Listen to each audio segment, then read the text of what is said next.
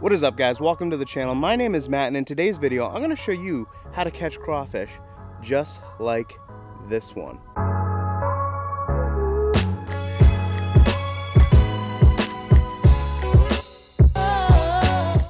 Whenever I decide on where to start trapping crawfish, I never look at what's above or the size of the body of the water or anything like that. Whether it's a stream, a river, a pond, a lake, it really doesn't matter what's above the water so much as what's below the water. Let's take a closer look. Alright, as you can see here, there are like hundreds and hundreds of these rocks. And this is exactly what you want to look for when trying to locate crawfish. If you know a body of water has crawfish, this is definitely where you want to set your traps, is on top of these rocks. What you don't want to do is set your traps on a place like this. Look at this, a little bit of vegetation, a couple pebbles, very small rocks, nothing big, nothing for the crawfish to hide under or to make homes under, really lacking crawfish habitat. And the ratio of what you catch in all those big rocks and everything compared to this would be drastically different. Alright guys, we're going to start off by talking about the gear that I use to trap these crawfish. These are the G's G40 style minnow traps. These are pretty popular, and the only modification that I make to them is that I open up the holes from the inch wide diameter that they come from the factory to about an inch and a half. Okay, now that we've located where we want to be on this body of water, as you can see there's a bunch of rocks down there, we're going to start setting up our equipment. You can see the bag that I'm carrying. It's just a big waterproof bag, like duffel bag style. It's a good place to keep all the traps. Throw it on your back, they stack together nicely, and it's a really efficient way of carrying your equipment out there. You can see the bait that I'm using here. These are river herring. These are from the ocean, and I know that a lot of people don't have access to them. However, all that you need to trap crawfish for bait is something oily. There are baits that work better than others, but I've seen people use cat food, dog food, pretty much anything that gets a lot of scent into the water fast is what you're going to want to use. I'm throwing about 3 or 4 herring into each trap at a time. That's just because of the amount that I had. They probably won't eat all these in one night just because it's a little bit cold right now, and they don't really develop a huge appetite until the water gets really warm. It's about 15 to 20 feet of line, I'd say, and the trap's landing in about 7 to 12 feet of water. I dragged back the trap and re-threw it just to get a little bit of extra scent out in the water. I'm not sure if it makes a big difference or not, but that's what I decided to do today. All I do now is I just try and camouflage it a little bit. I understand it's a white rope, and if people want to find it, they'll be able to see it quite easily, but I just tie it off kind of low on a tree. It's nice because the water's high in this particular spot right now, so I can kind of get it down towards the base of the tree there. But anyways, the goal is just tie it off so that nothing like turtles or anything in the water could pull it away potentially. And there you have it. Trap number 1 is set. I'm going to repeat this process about 5 more times, and then all that's left to do is wait. Okay guys, it is now the next day, and we are back at that first trap, the one with the white rope.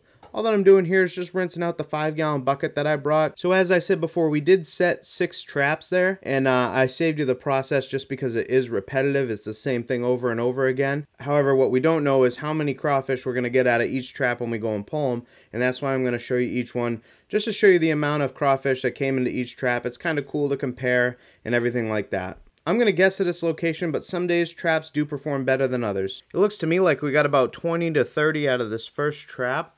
They definitely didn't eat all the bait in there, which is kind of expected because it's a little bit cold still. When the weather warms up, they really have an appetite, and you'll come back and all that will be left is just a couple of pin bones, and that's pretty much it from these bait fish. All I'm doing now is just adding the crawfish to the bucket and discarding the extra bait. That's pretty good for one trap, especially for this time of the year.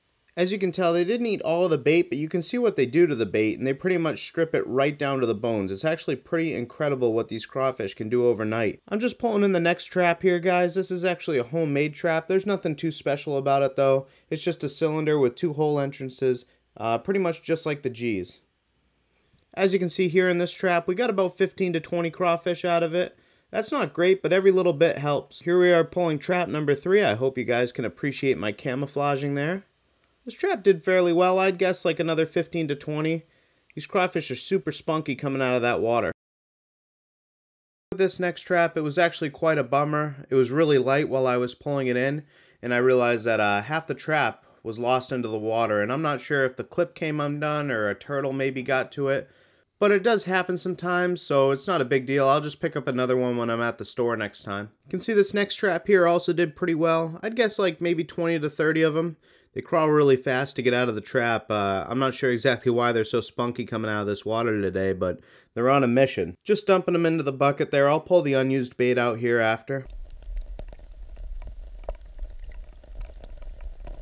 coil up this trap and get it back into the bag. As you can see in the bucket there, pretty good amount in there. We're going to count them when we get back to the house. Okay, back at the house now, and I'm just giving them a quick rinse off. It's kind of important that you do this if you're going to eat any for food. If you're going to use them for bass bait, you don't really have to worry so much about rinsing them off, obviously. But you'll be able to see just how much stuff comes off of these guys just from the outside of their shells. See, look at how cloudy that water is. There's a lot of stuff that comes off them just from the outside of their shells. I definitely suggest giving them a good rinse off and also putting them inside a tank or a cooler or something with some water and aeration for at least 24 hours if you're going to eat any of them. It gives them a chance to really clean out and purge their bodies. Alright guys, so what we're going to do is we're going to take the crayfish out of that 5-gallon bucket and put them into this cooler, and then we're going to get some aeration on them. I also want to count how many there are. I think there's probably going to be over 100, but we'll find out here in a second.